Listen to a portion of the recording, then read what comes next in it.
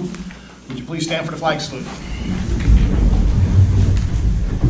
I pledge allegiance to the flag of the United States of America and to the republic for which it stands, one nation, under God, indivisible, with liberty and justice for all. Natalie, you want to do the statement of compliance, please? Attendance? In compliance with the Open Public Meetings Act, this is a regularly scheduled meeting pursuant to the resolution adopted on January 17, 2022, with the meeting notice published in Fenimore County Democrat issue of January 27, 2022. A copy of the agenda for this meeting was posted to the township website, posted on the bulletin board, and filed in the clerk's office on November 4th, 2022. Tim Wiley. Here. Marty Stinson. Here. Mark Castellano. Here. John Mills. Natalie Nelson. Here. John Saramba. Here. Tamara Lee. Here. Mike Mills. Here. Angela Lavisa. Here. Kit Christofouli. Here. I think that's it. Great, thank you.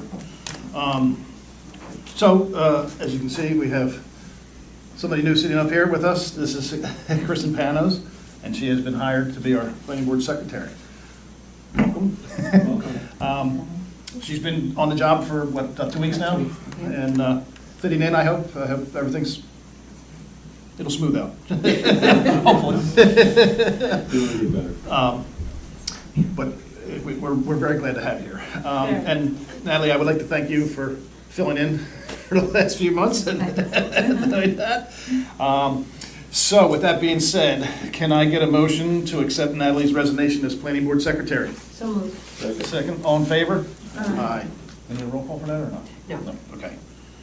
And then, And now we will do the resolution appointing Kristen as the new planning board secretary. So whereas the Township of East Amwell Planning Board is a duly constituted planning board pursuant to NJSA 40:55D-23 and 25C, and the East Amwell Land Management Ordinance, Section 92-14, and whereas pursuant to the Municipal Land Use Law, Section 40:55D-24, the planning board shall select a secretary, and whereas Kristen Panos has been hired by the township to serve as secretary to the planning board, now therefore be it resolved that Kristen Panos is hereby appointed as secretary to the East Amwell Planning Board for the balance of the year 2022, and is hereby authorized and directed to perform the functions assigned to said position.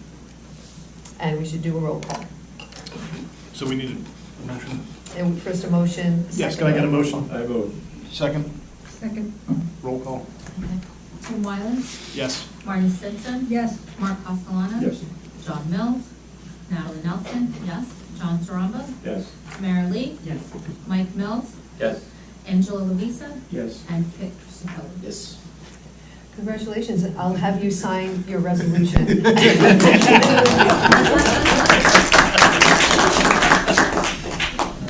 Okay, review of agenda, I think we're good to go. Can I get a motion to open to the public for items not on the agenda, please? So moved. Second, all in favor? Aye. Opposed? We're now open to the public for items not on the agenda. There were no agendas out there. Are there any out there now somewhere? Yes? Oh, I can't. Ouch. This is the work session. Okay. Sorry about that. No worries. That's the work session. Parents Farm. Are there any changes to this agenda? Nope. Okay. Sorry. Never mind. Ma'am? Yes. My name is Linda Ramp, 148 Cider Mill Road. I have a question on our minutes. We've got behind, I understand all of that, I don't have a problem. But I was wondering, was it possible for us to maybe, since we have to catch up, do the one for this today? Make sure that we have it done and out within, say, a week. Have you check it out and get it published? Because if we just keep adding it on to the end. Well, that's all gonna change now that we have somebody in a position, That's so. still an awful lot of agendas that have to be, minutes that have to be done.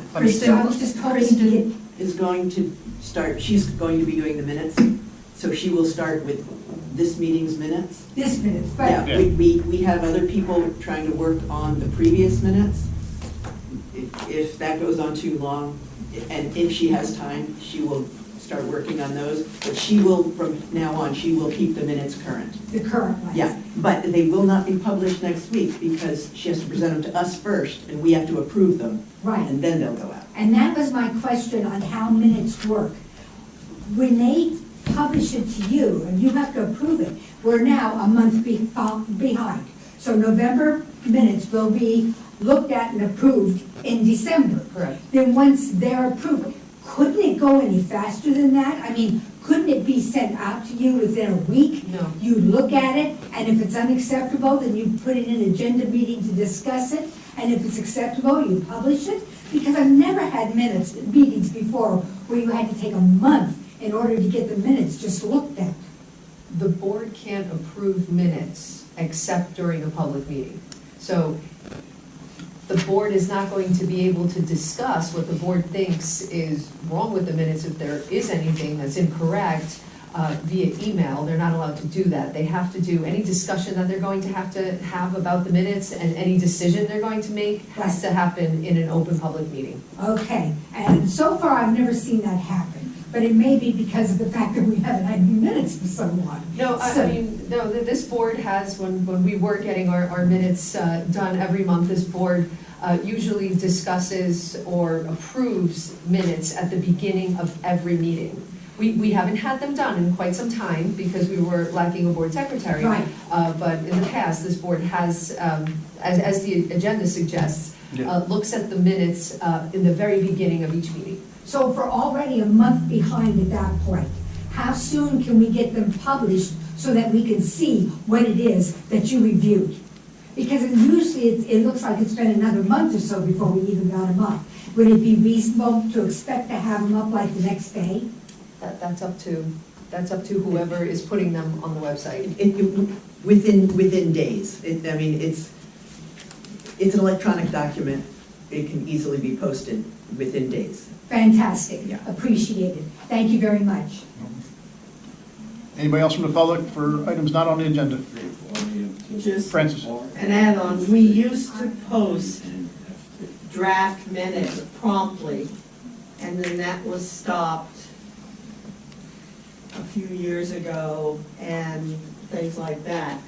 And then they weren't even laying in the back or anything like that, so there's been no mechanism for several years for the public to know what you were appointing, till you came up, you said, oh, this is good, everybody aye, and away it went. And the public has no clue unless they sit through videotapes or the camera, and that's not right, and I don't think that's consistent with municipal land law. So now that you've got a secretary or whatever, maybe consider reconstituting that concept of posting draft minutes when you're all then going to review them. They're not final, they're not binding, they're not legal, and then you approve them, because then if there's something that people who have been here say is not what it was, they can challenge it or comment on it, and that becomes part of the record and part of the totality of the interface between the board and the public and the people who pay the bills. For the record, because I don't think, that was Francis Gaudigan. Yeah, Okay. Yeah. Minutes are produced pursuant to the Open Public Meetings Act, not the Municipal Land Use Law. Hearing records are produced according to the Municipal Land Use Law. Minutes are not the record. Minutes just have to be reasonably comprehensible and have to state what occurred during the meeting, because they're minutes. And minutes are not to be released until they are reviewed by the people who are holding the meeting, which is the board. Once the board reviews those minutes and approves those minutes and agrees that those minutes characterize what happened during the meeting, then they become a public record available to the public. So you're saying the case law prevents draft minutes being posted? Because it went on here for years. I don't know that they're prevented, but it's not good practice to put out draft items that later could be changed. That is also potentially misleading to the public. So it is up to the board to read the minutes, be satisfied that the minutes characterize exactly what happened at that meeting, and then adopt them and approve them. That's the way that it normally should go. That's the normal course. hearing transcripts, hearing records or recordings, that's a different story. Every hearing has to have a verbatim recording or transcript of what occurs during a hearing. The minutes are not that record. They're a communication device to the public. And there, at one point, there was a decision to do that. And I guess what I'm asking and what I may be hearing is, would you guys consider revisiting that? I can probably pull out draft printed minutes from years ago off the coffee table somewhere, because it went on for several years. Maria can remind you, yeah. Well, it's up to the board if the board wants to proceed that way. I don't think it's a good idea, but, It's like doing a draft tax return, and then something is wrong with it, and then you're liable. yeah, pretty much.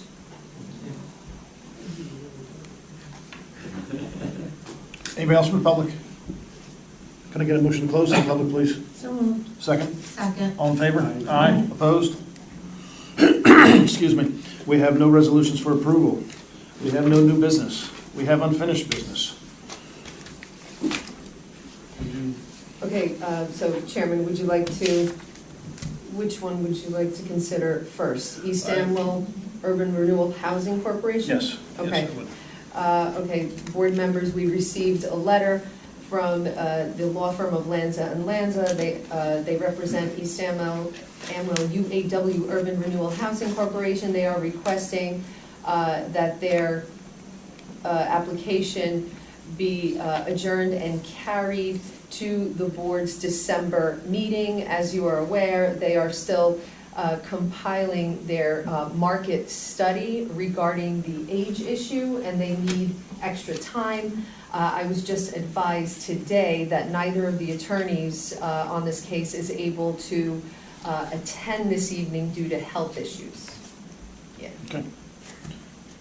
All right. So that's going to be on the December agenda. So that will be So it's gonna carried carry to the December to meeting? the December 14th meeting. If the board is amenable to carrying this to the December 14th meeting, then all we need is a motion, a second, and an all in favor. And then this application will be carried to December 14th for the public's information without further notice.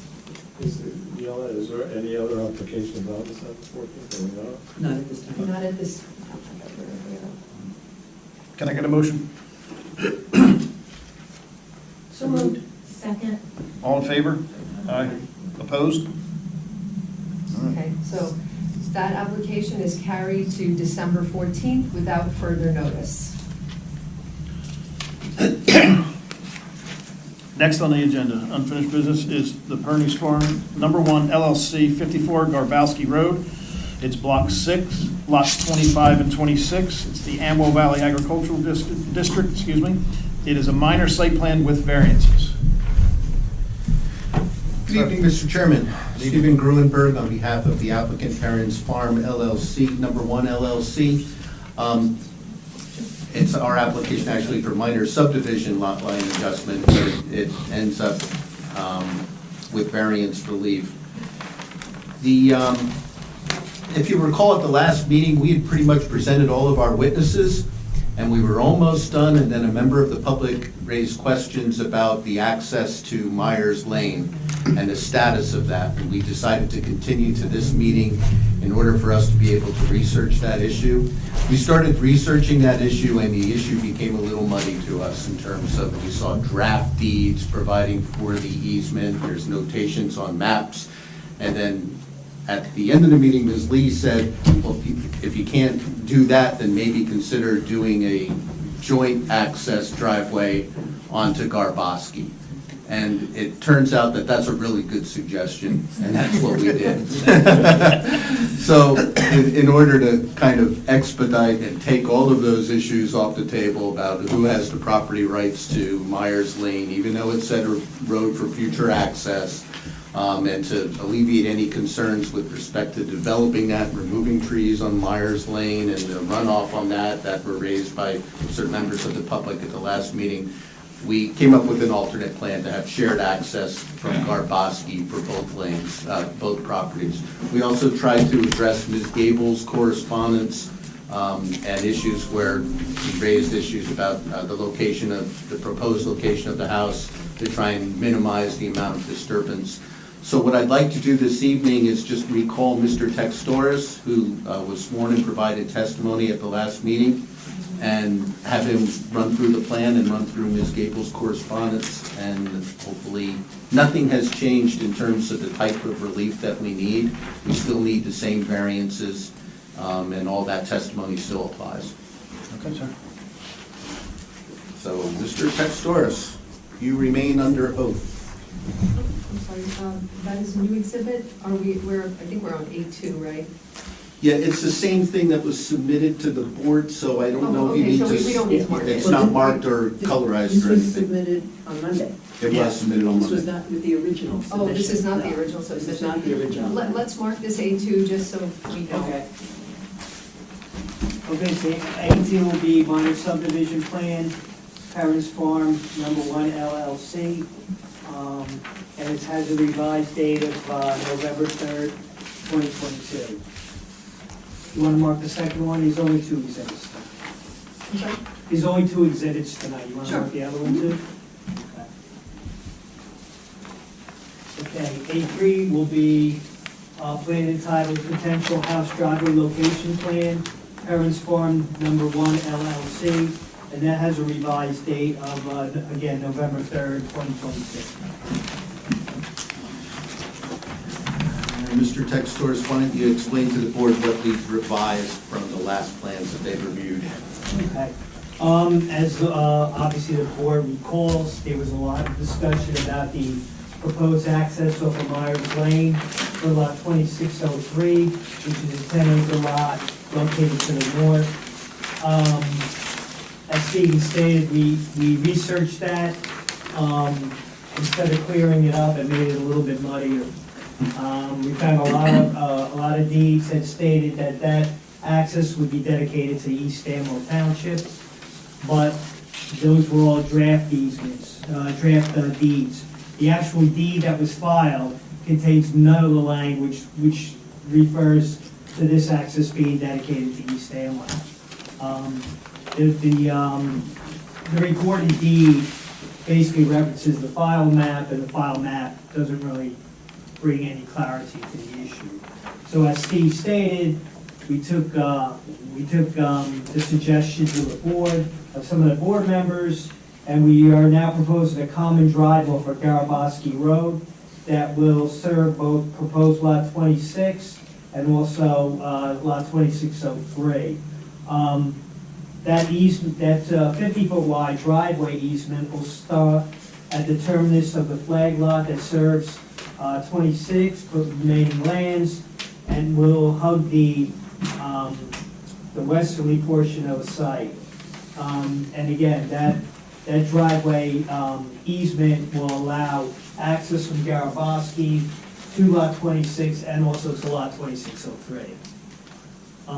At the last meeting, there were some conversations and discussions with regards to the location of the house, or the potential location of the house, houses and drives. That's going to be on Exhibit A3. The house locations have been modified to avoid any of the vegetation, the existing vegetation that's out there. And there's also a note that was placed on this plan, and it says, proposed house and driveway location subject to change based on actual field conditions in order to preserve existing forested areas. So that's also the reason for the 50-foot wide driveway easement.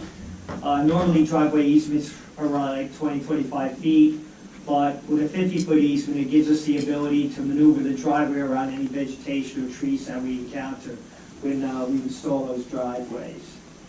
So those are the main changes to the plan. As far as the variances are concerned, they remain unchanged. And as Stephen has mentioned, we received a letter, a review letter, I think it was today, from your planner, Elena Gable. Elena, thank you for getting this out.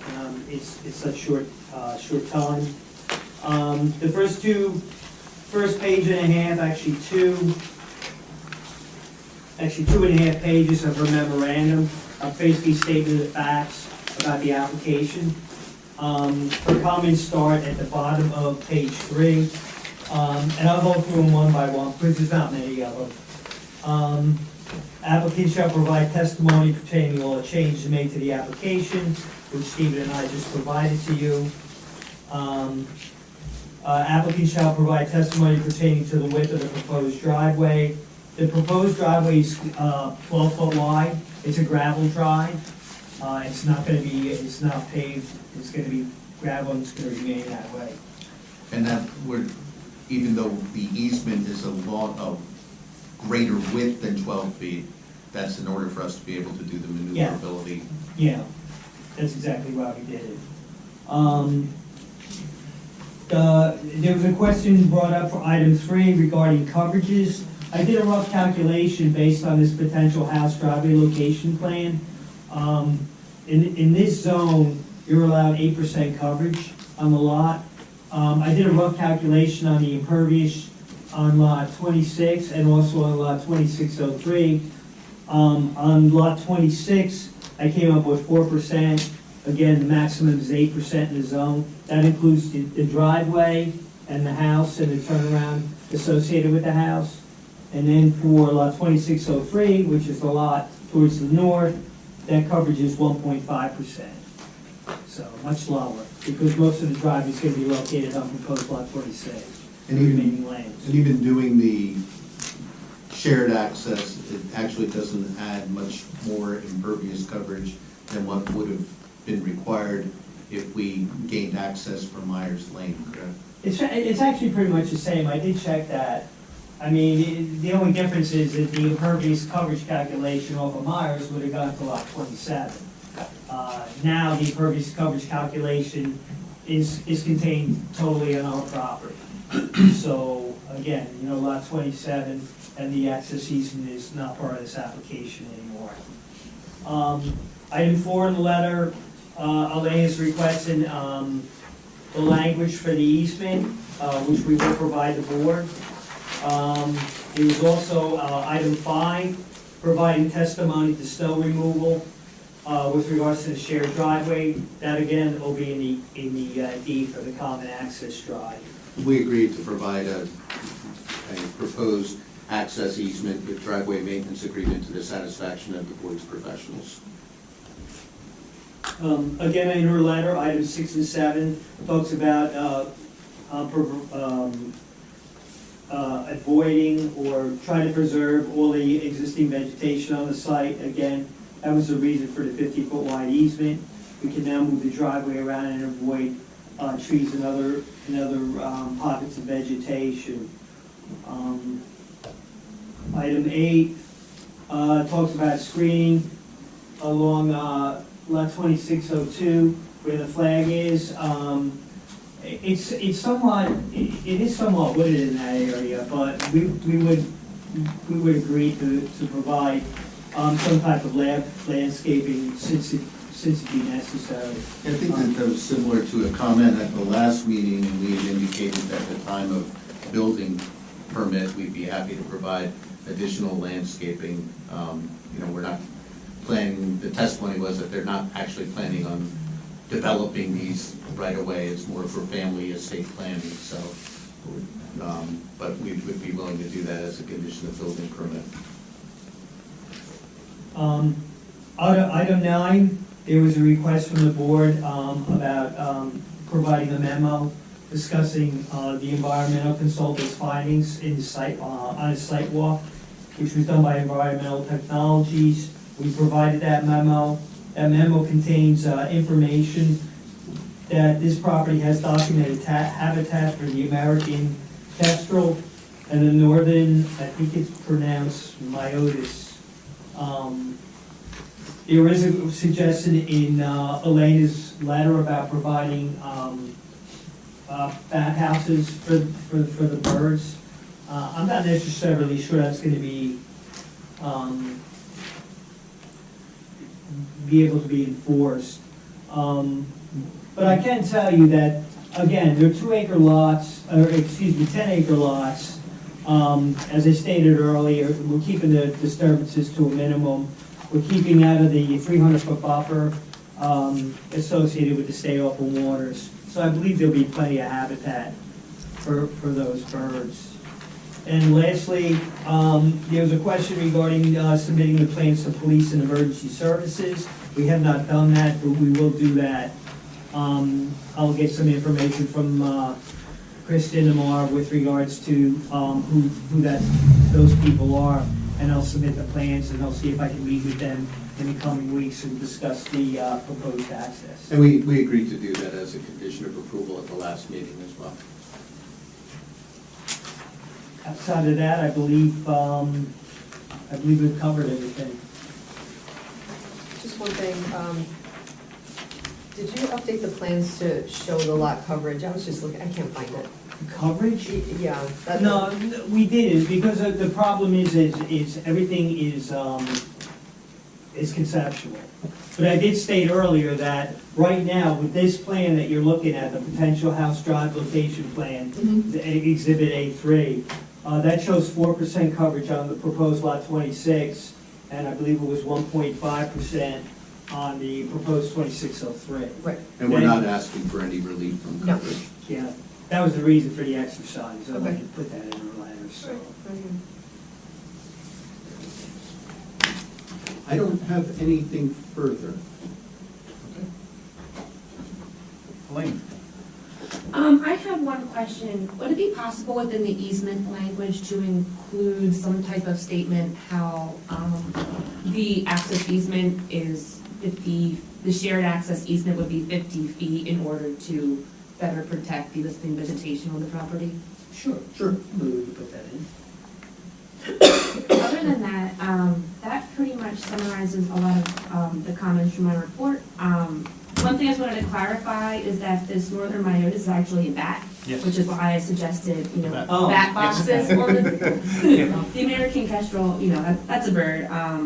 But it was more for the, try to put some bat boxes up on the property to make sure that, any negative impact would be offset by providing them a house. I'm not really sure how, never heard a condition to put bat boxes on a minor subdivision, quite honestly, so I don't think we're doing a lot of disturbance No, here I that don't would warrant, it's not like we're putting in a corporation or something, or a business. It's Understand. really a single-family lot. We're really trying to keep this Understand. Well, I have bat boxes.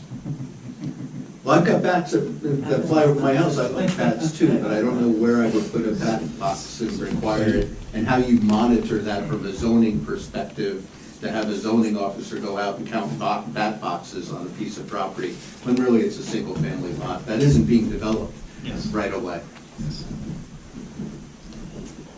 Good, Elaine? Yes. Anything? Thanks, Chairman. Just to say hi to all the members of the board, I'm filling in for Bill tonight. My name is Adam Buchniewski, so just want to say hi. So I, excuse me, reviewed the report that Bill had previously prepared, and likely we discussed all these items previously. I think that we've talked about. This was his report dated September 14th, 2022. I think the only remaining item that I believe has been addressed in the resubmission is that, just to indicate that it is on the plans, General Note 20 indicates that disturbances in excess of an acre where the installation of a quarter acre or more of new impervious will require conformance with the stormwater BMP manual as well as the township stormwater ordinance. So, that's obvious that that'll be addressed when the plans are prepared for lot development Yeah. at that point. And, we'll work with Mr. Texoris and the eventual homeowners to address the requirements of the stormwater ordinance.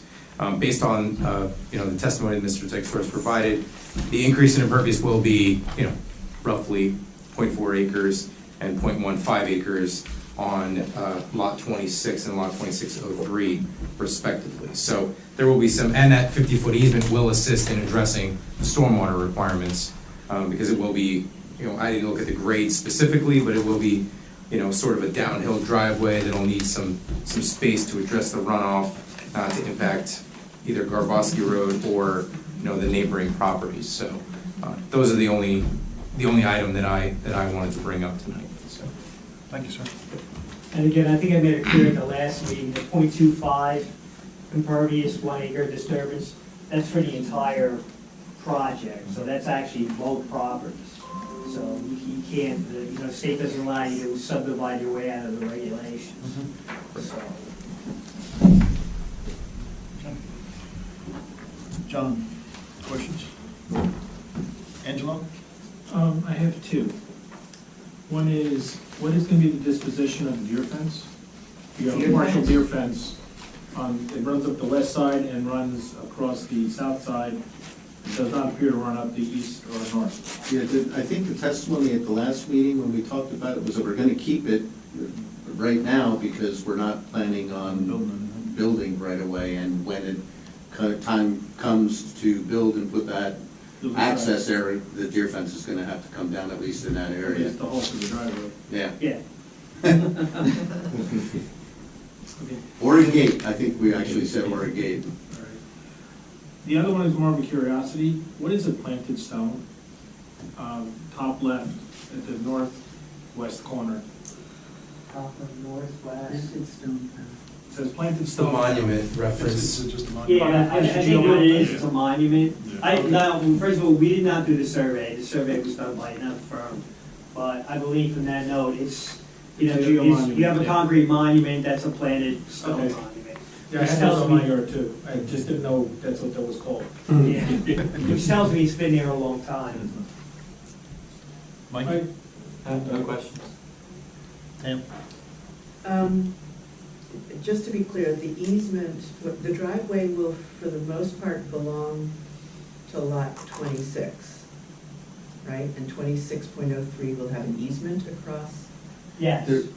Correct. There will be an easement, but there's going to have to be a shared driveway and maintenance agreement that'll be to your board's professionals' approval, which will say who's responsible for plowing, what the contribution is, what happens if there's a dispute between the parties, that they'll mediate it. Yeah, I'm wondering how that's gonna work out. I put that together and work it out between the two parties. It's usually either, I've asked Mr. Textoris if it's fair that it's 50-50, or is it a third, but we usually put that together just so that there's something in place for the parties, so that if there's a dispute in the future, they know how to remedy that dispute, and what each's obligation is.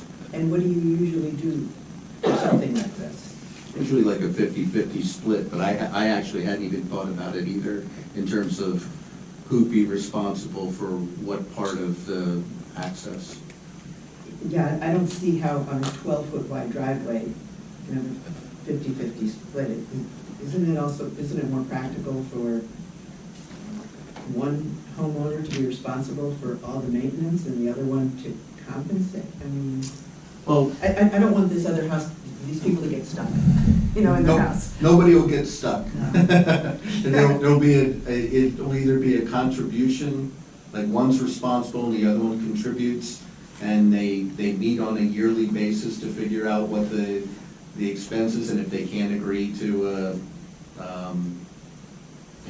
contractor, then they'll submit it to mediation, and they'll submit we've got form agreements that we can put together to Right, deal with it. I just wanna make honestly sure- hadn't thought it all out in terms of this particular shared.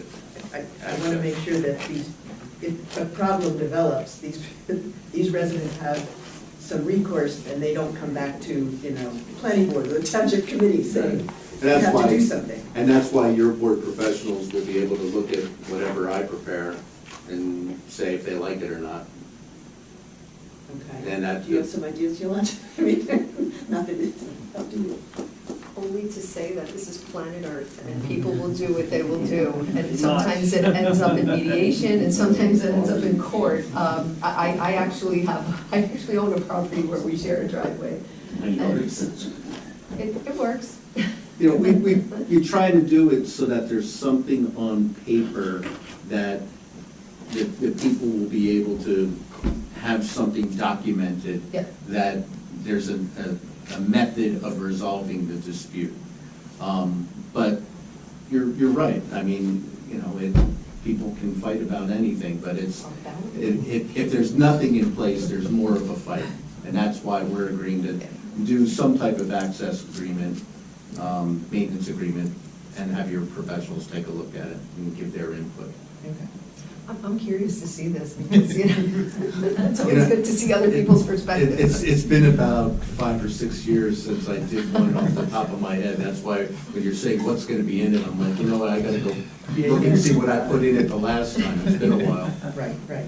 And then, just to be sure, the grading would get done when you seek a building permit, Correct? Yes. but somebody will review that? Yeah, we would be You reviewing. would be reviewing that at the building permit phase? Yes, Okay, as a municipal engineer, I would be reviewing that. right. Okay, all right, I have nothing. Natalie? No questions for me? Mark? No, good, thank you. Kit? Marty? No question. I have none. Can I get a motion to open to the public for questions for Mr. Texoris? Second? Second. All in favor? Aye. Opposed? We're open to the public for questions for Mr. Texoris. Can I get a motion to close, please? So moved. Second. All in favor? Aye. Opposed? So be it.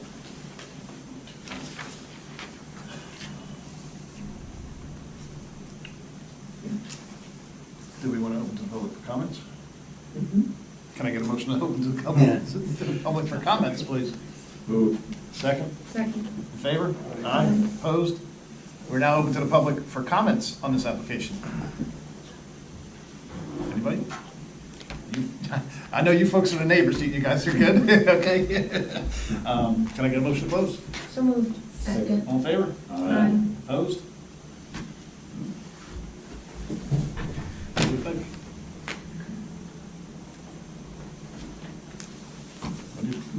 You want a motion? It's, I think they've the done problem everything. Was solved, Yeah. the Yeah. problem that we had last month, I think, last month we were about ready to approve this when we, learned this information, so, I think it's a reasonable solution. yeah. Yeah, I think they've done everything that we asked for. When they go for the building permits, the engineering will make sure that there's the driveway space and everything. If Yolanda could just go through the conditions, I think a few were mentioned. A few were mentioned, I think a few were eliminated because they have now been, they're now on this amended minor subdivision plan, such as setting monuments. I know that I saw that notation made on the plan. The applicant will remove any old vehicles from the wooded area. That was discussed at our last meeting. The applicant agreed to comply with comments number 9 and 10 in the engineer's report, and that is to provide the proposed deeds and meets and bounds descriptions for the new lots, any, now the driveway to the engineer and to the board attorney. And if approved, the engineer would like to see a computer disk containing a digital AutoCAD file. Fine. Okay. Any future home on lot 26.03 will not be located in the wooded area. The applicant has agreed to apply for an LOI prior to obtaining a building permit for any construction. I think we actually indicated that we were going to provide that information about about wetlands, which is what we did in that report. Okay. But we, at the last meeting, we had that LOI application from 2012, which suggested that there were some wetlands. If you recall, there was an application made to DEP.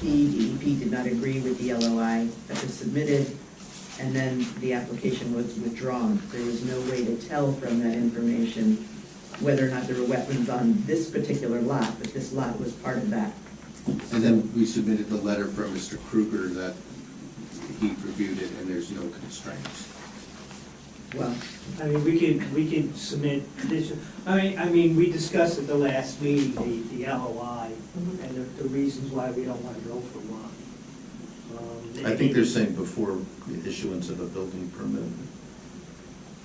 It's just, it's an added expense, and it's time consuming, and you know, these lots may not be built on for 10 years, LOI is only good for 5 years. all right, well, I'm gonna defer to our professionals, because there was an LOI application made, DEP went out, they found more wetlands, and we have no way of knowing if they found wetlands on this site. So is that something we should be concerned about or not? In my mind, that's an outside governmental agency approval, and what we've done is we've provided information to the board from a wetlands expert that there are no wetlands in this area, so that, you know, the board, respectfully, it's outside your jurisdiction to deal with those issues. That's more of a DEP issue if there are wetlands on site. You're right, but DEP is not going to know about it unless we send you there. So I just want to know what our professionals think about this. And just, I remember, the documents you showed me, that wetlands delineation included lot 25, correct? Which was It included, the farm. that's what I said, it included Yeah. many lots, but it included this, and it was, we could not tell if there were wetlands on this site.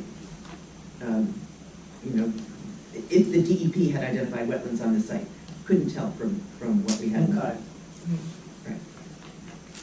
Okay, I can speak to the document that Mr. Textor provided that references a report prepared by David Kruger of Environmental Technology Incorporated.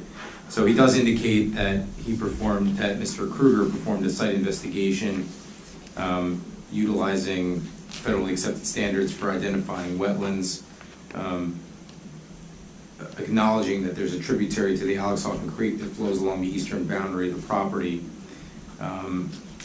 But he does note that hydric soils, which would identify wetlands, were not identified on the lot, and that they did not identify any wetlands on the site, nor wetlands transition areas. But he does have a caveat there that says the Alexander Creek tributary in this area is classified as a freshwater 2 trout maintenance category 1 waterway, so it would include a 300-foot riparian zone buffer that is subject to the Flood Hazard Area Control Act rules. So I don't believe that buffer, let me see here, I'm just checking this here. It's shown here. It is shown? Is it the RC line? Likely, let's see RC line here. Yeah, this is what you see. Yeah, it's the RC line, yeah, okay. So that's identified here, the buffer, the 300-foot buffer that's required. So the proposed development right now is outside of that buffer area. So likely it would be, you know, in conformance with the Flood Hazard Area Control Act rules and the requirement for riparian zone disturbance, so. So you're comfortable not requiring an LOI? I would, based on their, you know, the statement of their professional, I would say yes, but, you know, I'm not familiar with the site itself, so. And I haven't seen the old LOI that was submitted, so I couldn't compare the two. Okay. I have in my notes from the last meeting, that the applicant was not in favor of the LOI, but they did have an environmental expert walk the site. But then I also have a note that in 2012, the LOI was submitted to DEP, and that it would get an LOI prior to building permit. Yes, right. That's what we discussed at Yes. that meeting. That's right.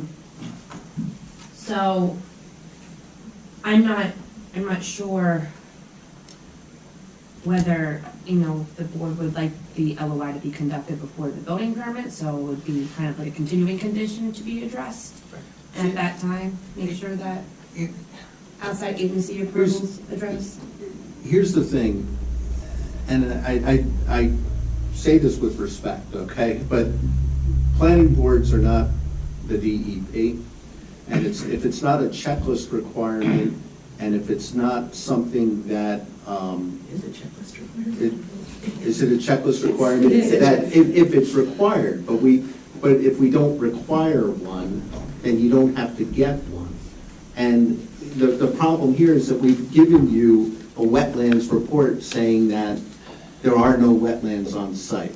and that was done in 2022. So, and you're making reference to a 2012 wetlands that involved additional properties that you don't know whether it's there or not. So to require an applicant to go definitively go get an LOI and go through that expense, it just doesn't seem reasonable, honestly, at this point. And I would argue that it's outside your jurisdiction because you're not the DEP. And if your board professionals aren't concerned because they have an expert report that says that there are no wetlands on site, and we've already delineated the flood hazard area, I think you've done your job at that point. Well, we're not required, nobody's requiring it now, but we're suggesting that it should be done before a building permit. Right, and. You know, I mean, as someone who used to delineate wetlands, nobody agreed with my line until DEP signed off on it. Right. So- But that would be whoever ultimately develops this property to make that determination whether they want to. But how are they going to, how is the building department gonna know that an LOI, that somebody should check for wetlands? But it's not the building department's job to do that. I mean, it's whoever ultimately wants to, I mean, we're kind of arguing in an esoteric way here, but it's whoever wants to develop this property ultimately will want to determine whether they want to go through the expense of an LOI or whether they want to rely upon the report that was provided, or if that report's 5 years and they're going to have to get a new one at that point, they have to do that. Are you saying that it's the applicant's decision who determines whether there's a wetland? No, it's the applicant's decision whether they need to go for an LOI or not. I disagree. I don't think it's the board's jurisdiction to require an LOI under every application. I just did a building application in another town in Hunterdon County. And as part of the building permit, they had, and I'm not saying this is correct, what they had is they had a document that the owner had signed stating that he was gonna adhere to the Freshwater Wetlands Act. Now, I have a bit of a problem with that because the owner of the property doesn't really know anything about wetlands.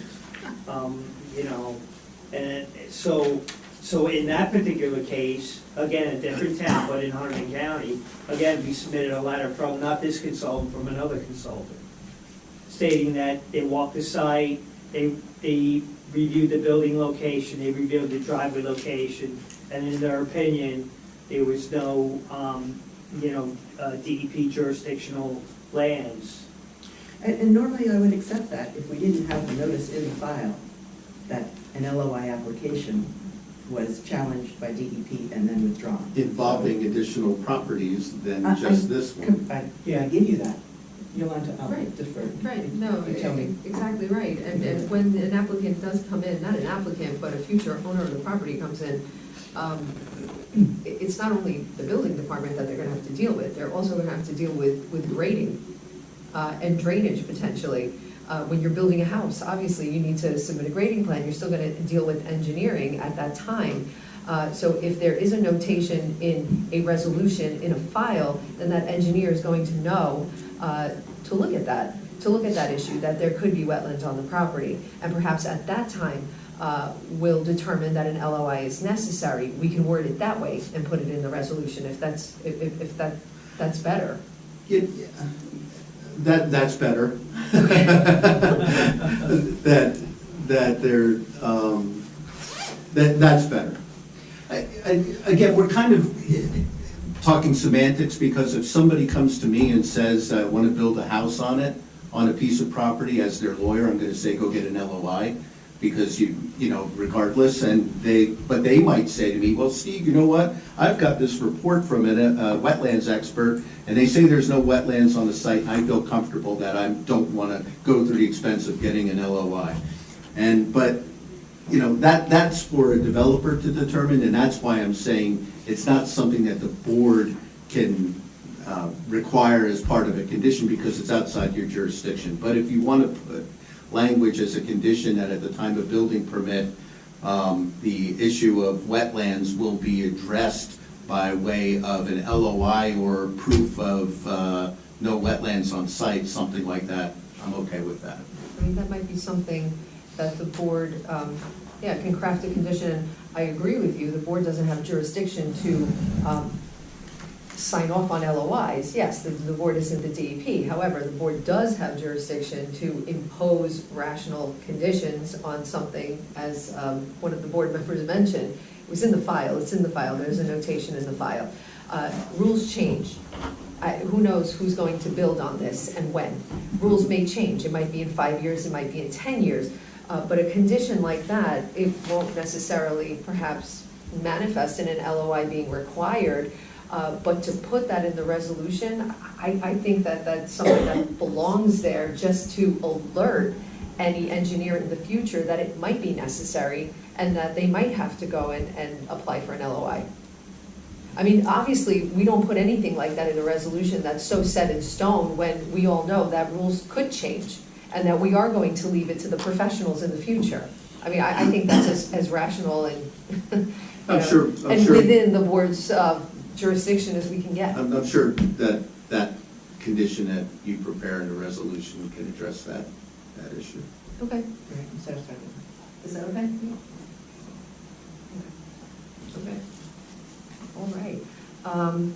I know there was a discussion about buffering being placed along the driveway before a building permit will issue. Now that the driveway is in a slightly different location, is that still what the board would like to see, buffering? I actually think that still is an issue, if you want my It's still an agreement issue, on right? it, because I think we even testified tonight that as a Yeah. condition of the issuance of a building permit, that we would provide a plan of buffering along that access drive Okay. in that one area. Yes, and in conjunction with that previous right-of-way that we were, or access easement that we were discussing, there were issues with drainage improvements that were to be made. There was some testimony from the public about runoff. Yeah. Is that still an issue with the driveway being in this location? No, Yeah, because the location of this driveway drains to the south and drains to the east, towards the state open waters. Okay. So the other driveway, the contours ran from north to south. Yes. So it would have affected the property to the south of that driveway. So that's been eliminated.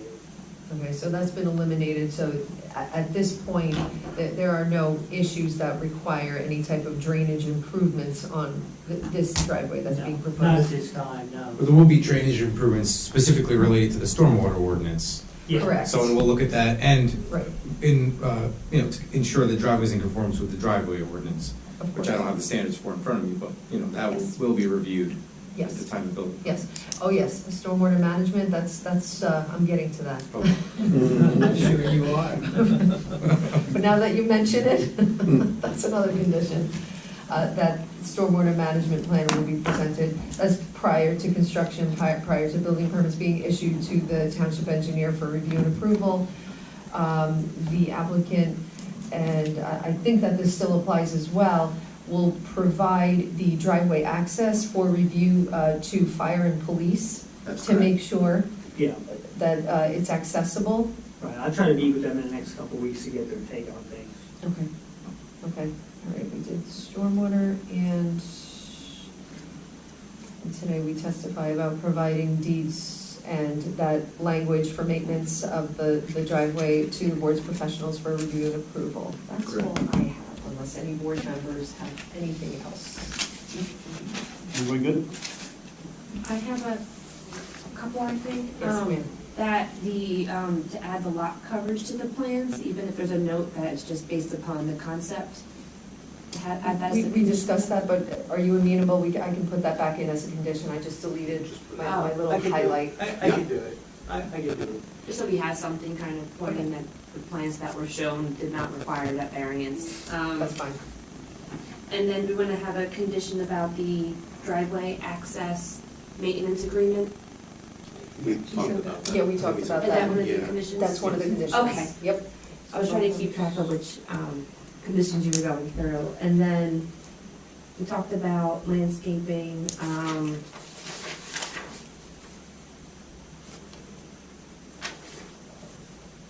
And then within the easement language to be submitted to the board, just so that the easement language includes that the 50-foot wide action is to allow for flexibility to maneuver around existing vegetation. Okay. I think if we make that specific, it'll be, include some of the things we talked about tonight.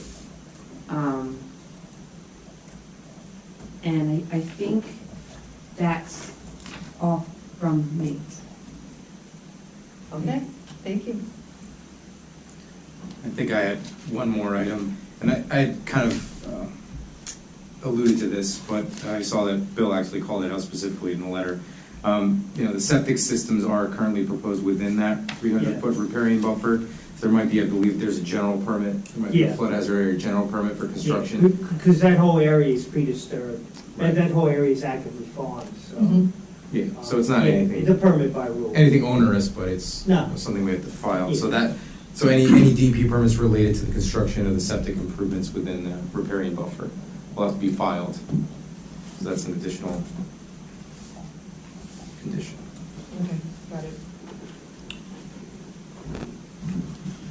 Okay. Can I get a motion to approve this application with said conditions? So moved.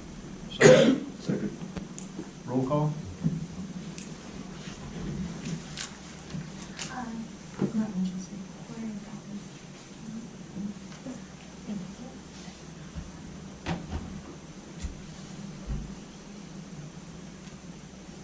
you. Tim Wiley? Yes. Marnie? Yes. Mark? Yes. John? Yes. Natalie? Yes. John? I could do them. Don't say that too loud. Mike? Yes. Angela? Yes. Kit? Yes.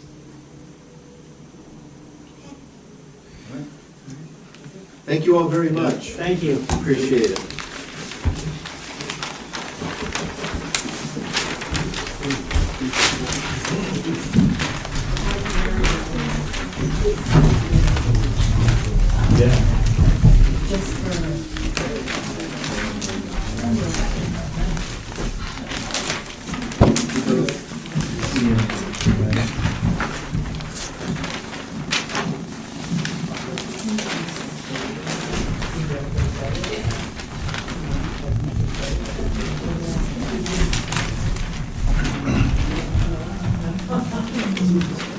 Give John a second here. I think John wants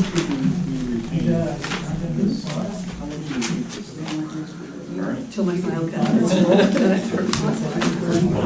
Yeah. My wood stove calls it every night.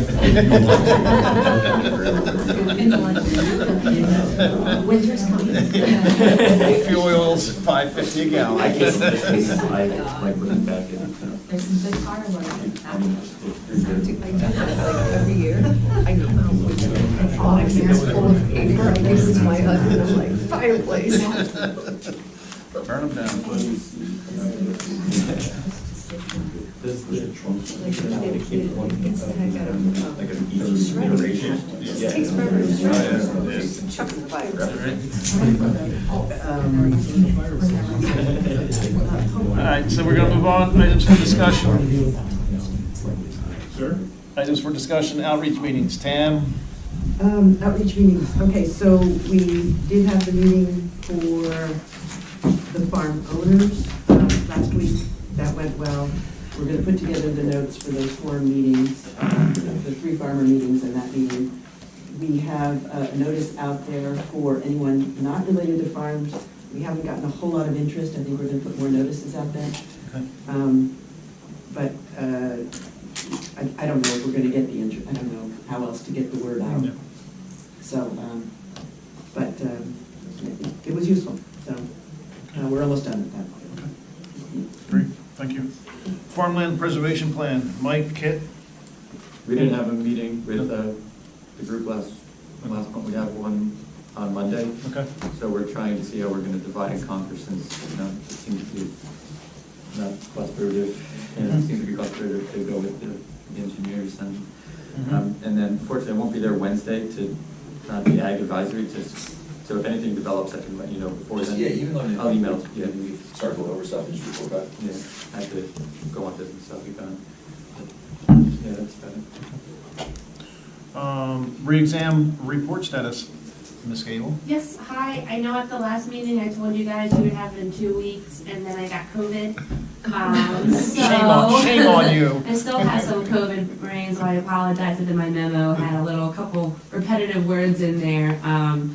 I am working on it, I'm wrapping it up, I'm taking the comments that Tamara has you've received so far from your work sessions and trying to craft some recommendations in the re-exam from those. So I'll be looking forward to the next update, and so hopefully for the next meeting, you guys will have the draft re-exam, and we can discuss it in December. Okay, we have one more work session. Okay. For a few more questions, so. Okay. Yeah, hopefully we'll be ready. Sounds good. Great, thank you. Yeah, no problem. Oral reports, Phosphorus Mike. We didn't meet last week. You just explained it. That's a mute point. Environmental Commission, Maureen. So we're working on plans for the Green Fair. We have people coming, some EV car info, and then in January, we're having a guest speaker, so everyone's invited to Zoom in, talking about monarch habitat creation and also getting some input about our rain garden in Clausen Park. Great. Thank you. Historic Preservation Committee, John? Nothing new to report, unfortunately, this time. Okay. Ag Advice Committee, Kit? Oh, we just talked about making ourselves as readily available as possible for the farm preservation plan to get that done. Okay. All right. Kristen, do you have anything? No, not me. Okay. I don't have anything. Tim, do you have anything? Can I get a motion open to the public, please? So moved. Second. All in favor? Aye. Opposed? Open to the public. Francis? Yep. No, you can go first. We all get Yeah, right. I'm trying to wake up my body, it's not quite loaded. Francis Gavian, 123 Wirtsville Road. There's two issues. Earlier, and it was not in this meeting, it was when your working session, you were having discussions about making farms profitable. Some of you may remember over the last 20 years the problems that hay farmers have with Canadian thistle, and according to the state law, it's like 25-cent fine a stem that doesn't get informed. Excuse me. Sir? We need We need your those exhibits. exhibits. Oh, you need them? We do. Okay, just leave, you can leave them there, that's fine. Sorry, I project. I'm sorry. And nothing ever happened. The Ag Advisory, when I was on it, talked about that. But something as simple as writing into your preservation agreements that property that is fallow must be mowed. If there's an exception, the way the Upland Birds thing on Cider Mill Road is, it's in the continuation that they are obligated to mow it, I think, in June or July, but they never have any money. It's July 15th, yeah. July 15th. We're working with them. We've been Okay, but working with more. 20 years, come on. Yeah. But something as simple as an ordinance, you probably have maintenance ordinances or stuff, that if you've got a fallow field and there's not some justification, at least mow it once a year, because it's taking profit and money out of the farm that's trying to make a living. And Bill Dufasse, just moved his house out of the flood zone. He doesn't need everybody's feral weeds doing it. So there are practical, low-hanging fruit that you can do to make farming better communicated to and more friendly to the recent New York expats, Long Island, whatever. And it could be something as simple also as a volunteer group that could review if somebody's got questions or if they have an issue, they could bring it about, and then maybe somebody could try to mediate, facilitate, or whatever, without it being Big Brother, or educate at least on those kinds of things, you know? People aren't gonna go up to a big combine and start asking questions, because they've got a lot of stuff to do. But there could be a forum, and that's just, you know, those aren't open, but that's, I figure I'll do it before I leave town. I do have one question, and this has to do with, because I kind of came here wondering what was going on with the UAW housing and things like that. You mentioned in this meeting that you'd gotten an email from, I think, Mr. Lantis's firm. Yes. And I was very stunned about 7, 8 hours ago to get notified that, oh, on the East Amwell Bulletin, Candy had put up a notice that it was canceled and put over to the December meeting. So who told Candy? Did you, how many people knew it? You know, and how did it get from here where people didn't know? Did you know anything about it until later? I don't know. How did it get out of this building to being out there in the very public? That warrants an investigation. I mean, there's been lots of talk about it. It wasn't in this doc. I didn't find out about it till 3:30 this afternoon. So how did she know it? I have no idea. I have no idea. Francis, Someone's talking. the 2 people that knew about it last week are myself and Yolanta. That's Okay. all that knew. There was 4 people CC'd on the email, and it There's was, no obligation for them not to tell anyone if they're not coming. I don't understand. if, They're not required to. that's not her point. Her point is how did They Candace? told someone.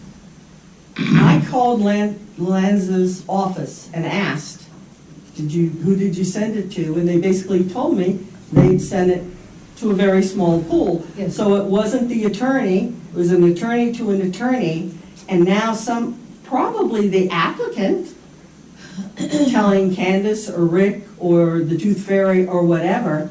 But for things to be promulgated that openly and disingenuously speaks to a breach of the legal process. How does the public know before anybody else knows? And something broke down in the process. I went by Candace's to ask her. She wasn't there. I called Lanza. I got that information, and they told me. And you just said that 4 people. Who were the 2 other people between you two? John Lanza and his, another attorney in Lanza's firm. Yeah, and they said they didn't do it. So unless you guys did, or the applicant, you know, follow the money, follow the trail, follow the bull to see what's dropped. I mean, you know, it just Well, it's fishy. The process is, we can't control the applicants, we don't know who they talk to. The process is, we have an application that's pending, it was carried to this meeting. The board may choose to carry it further, which the board did. The board may choose not to carry it further, in which case the applicant has to renotice. The board may choose to eventually, perhaps not now, it may not be appropriate at this point, because the applicant has a good reason for asking the application to be carried, but some applicants who ignore their applications for a long period of time are dismissed. The board effectively denies the application without prejudice for failure to prosecute. And that's what happens. That's not what's happening here, but that could happen. But the board could take any of those positions. That's why this is not something that needs to be out there for public consumption. It's on the agenda because it's on the agenda, because it was scheduled to be on the agenda. And then whatever the board decides to do, or whatever happens during that meeting happens. Now what has happened is the application has been carried now to December, and it will appear on December's agenda. What's going to happen then? I don't know. If the applicant is going to have conversations with people in town, I don't know. I don't know who's talking to whom. but we are following the correct process, at least here at the Yeah, board. Right, and I'm not attacking you or anything. Oh, no, But I no. think I those just wanted to- questions, I mean, I just sent a text or something. Somebody should ask the question of the applicant or Candace or whomever she was the source of the information, because this happened last month. It seems strange that it was carried last month too.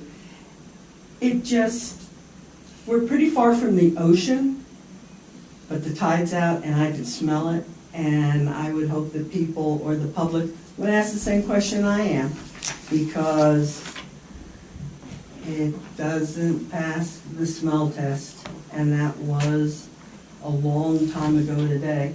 So anybody who's watching, ask her. If you're gonna be a reporter and you're gonna be saying what's going on, be open and transparent, or not. Anyway, Thank you, Francis. people are sheeple, I'm leaving.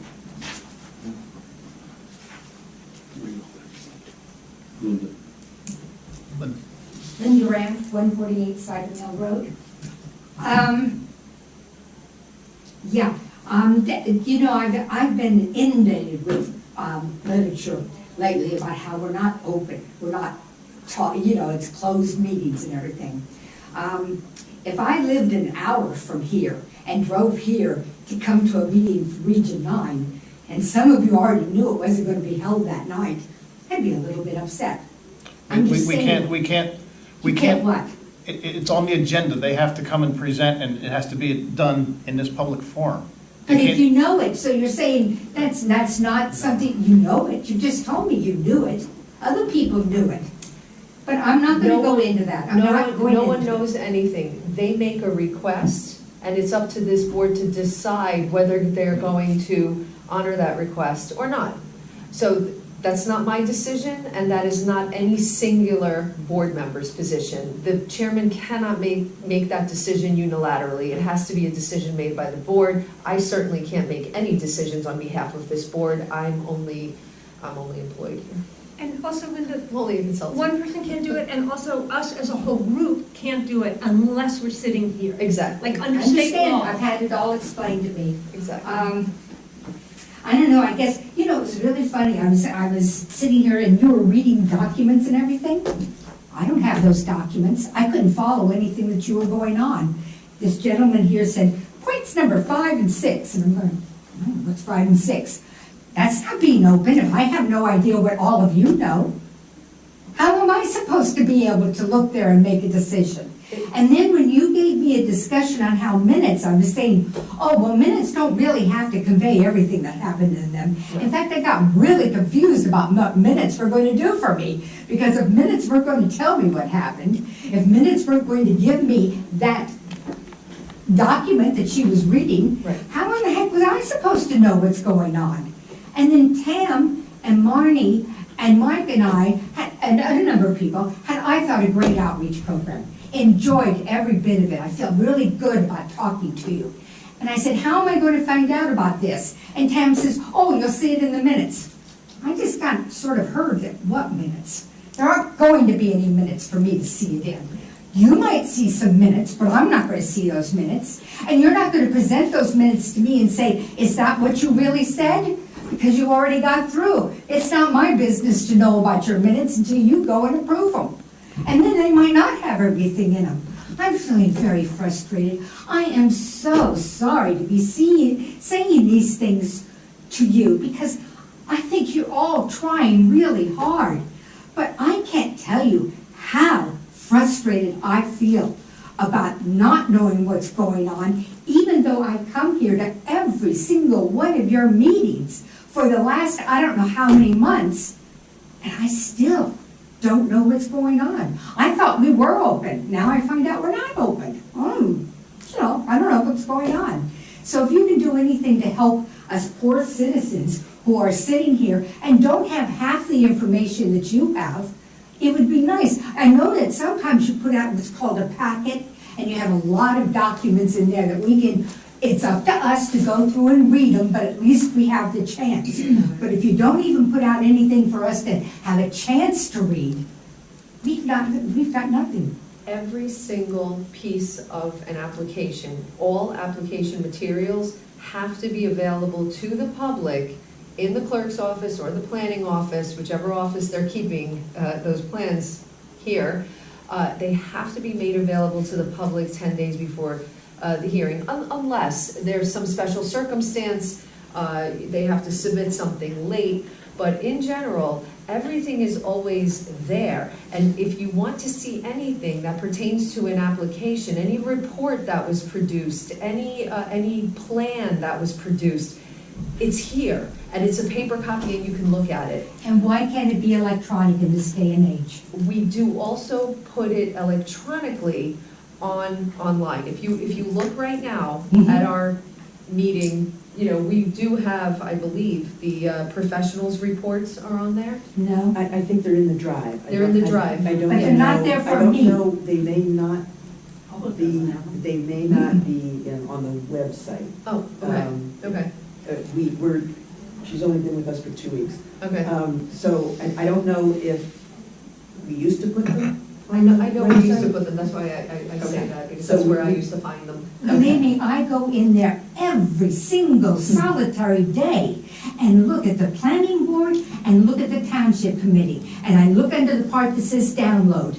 And I am probably 90% of the time I'm disappointed. And the other 10% I do see something, but it says just agenda. I have no idea what, I did not know you would be going through this letter and he was going to stand here and say points 5 and 6. I don't know what you're talking about. Right. Well, because we have been without a proper board secretary, not that you haven't done a great job now. We've been focusing on keeping the board functioning. Right, but it's, So- and all I'm so- saying is, all I have gotten hit with is about how we're keeping everything secret, and I thought we weren't, and now I have to say, yeah, I guess Nobody's you're right. keeping it secret, they're doing the best we can It's with right in what the we've got. office. No one's That's when there was a no lot one's of- keeping anything I'm not secret. going to go to that office every day, I'm sorry. No, that's fine, but don't say it's secret then, because it's there. I bet you that if I walk into that office and say, gee, could you bring out everything for I don't know what? And I'll just come here and drink my soda and sit down and read everything for I don't know what. And then when we have the meeting today, I hope that I have remembered, which I don't have an eidetic memory, I can't remember all of that. And you can ask for copies when you. Yeah. I don't know, They'll make if you copies. don't know what to ask for, how do you ask for it? That's all I'm saying. Copies of each application and the plans and all of it used to be on that back table the same time, and, well, back then also there'd be minutes. But there would be the plans, and there would be members of the public standing back there trying to go from sheet 1 to sheet 4 to figure it out, or they could see it. Well, look what I And that's no found. longer there. You printed off stuff for Region 9, and I printed it off. I just found in my desk that I had all of these papers that I didn't realize I had that showed me, you know, this is fantastic. But you were doing that not too long ago. This is July of this year. Well, and I'm gonna stick up for the planning board and also for the township committee, and we didn't have a clerk here for a while. Right, We now got a clerk here, right, okay? right. We now got a secretary here. Everybody in this township has been trying to keep everything going with minimal staff. Right. Nothing was here to be kept secret. Nothing was here to be put under the table. If you want, like I said, to go back 20 years, you'll see what was going on here and how nothing was being let out. No one here, and I'm upset, Linda, about this because you said secret. No, there's no secrets here. They have been more than, can't think of the word, but projected out of everything. They put everything on for people to go on the website and see a virtual. They have done everything possible. No, to it's keep not it- on there for all people. You have to have the right drive to be able Well, to go and but look that's at the it. people's problem. So, Oh, come on! I'm sorry. I had one of you tell me, hey, if you want to know what's going on and you don't have minutes, sit down and watch the YouTube for 2 hours for that time. Sorry, Linda, I that's- disagree with, a township has a reliability of keeping the taxpayers' money there. They can't have every drive, they can't have every program, they can't have everything. They only can access what they can afford and what they can do because it's your money they're spending. And that is what's done. I'm very upset that you, and I respect everything that you usually say, but here to call this committee secretive is insulting. I don't think I called you secretive. I did not say that. I said I thought we were open. We are I open. thought we had everything, and now I'm finding there's things that I don't have. What do you call that? Because Christine, who is now here, all of the plans will be Don't run made away, to the we're not public. always like this. Okay. Oh, yeah, pretty much. Oh, yeah, we are. All the plans will You're be, gonna have fun. all the plans will be available. We have now Lydia, our township clerk. All the plans will be available. There's now employees to adhere to the people of what they need and what they want. And going forward, you will see that that will be happening. Okay, well, first I'd like to say, I apologize. I hope that you are people who can accept an apology if I said something like that. In my heat of the moment, I speak without always thinking. Oh, I know. And I I know that apologize to feeling. every single one of you.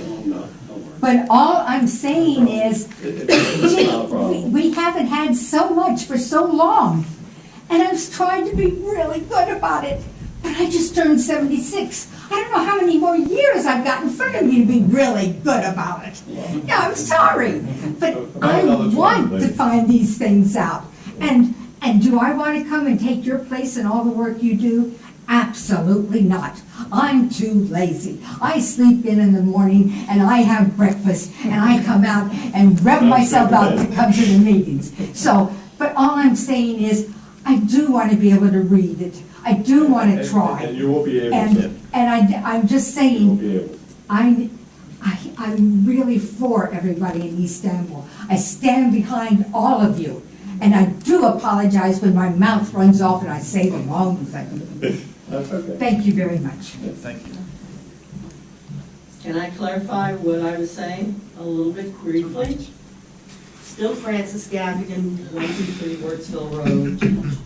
I know you've got horses, you've got a barn. The barn was not cleaned in East Amwell for at least 3 years, and the flies and the piles grew tall and high. Mark inherited the barn, with or without a side spreader, in January, and he has been spending, because I've seen his car here, hours and days and whatever, shoveling the caca off to the side to see if there was something under there.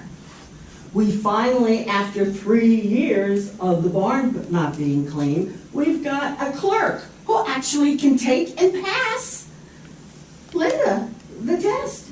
Kristen took it 3 times, failed it every time, and she took the same test twice and failed it.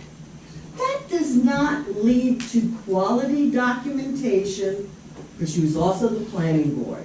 She's gone off, bless her, but the victim status,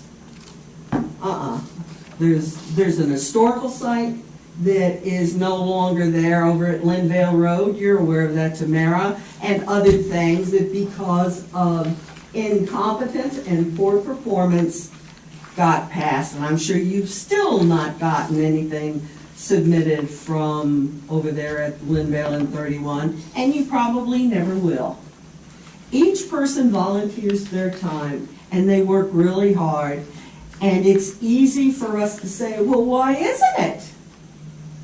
You know, because we haven't been there shoveling the shit out of the barn.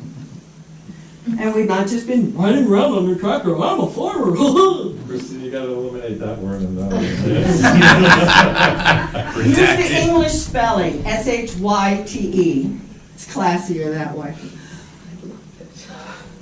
There's real farmers, there's faux farmers, and then there's old broken down who had to work for a living farmers, and I'm guilty.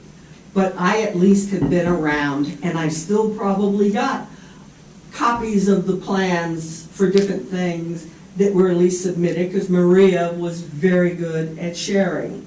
Maria would probably help you with whatever you need. She used to be our planning board clerk. She's the clerk over in West Amwell. But no, individuals do the best they can with what they can, and the rules of government lack clarity, transparency, honesty, and veracity. I've certainly seen enough of that. And the poor people that are on the boards or on the committee are subjected to, well, why didn't I get my newspaper today? Hey, Mark, how many phone calls do you get a day?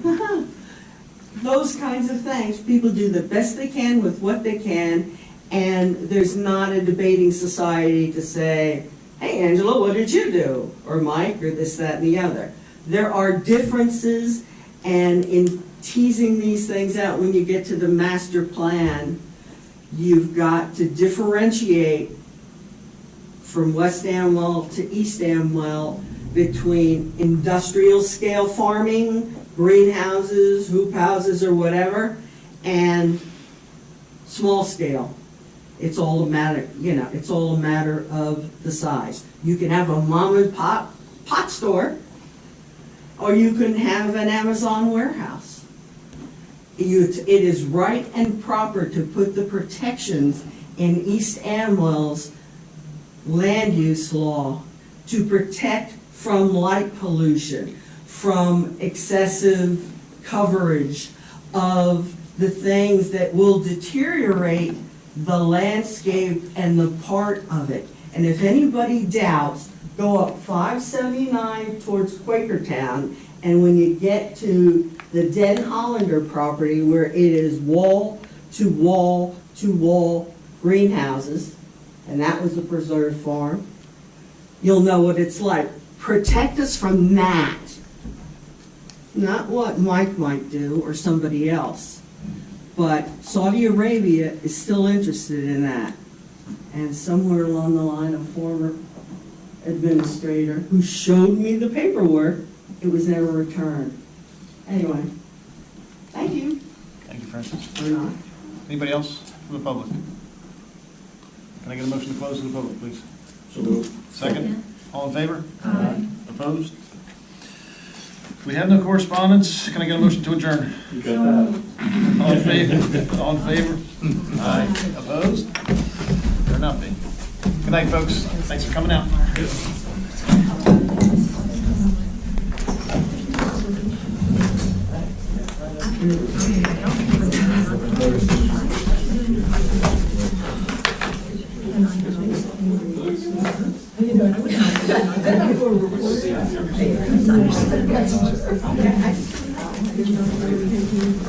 Secretary for tomorrow.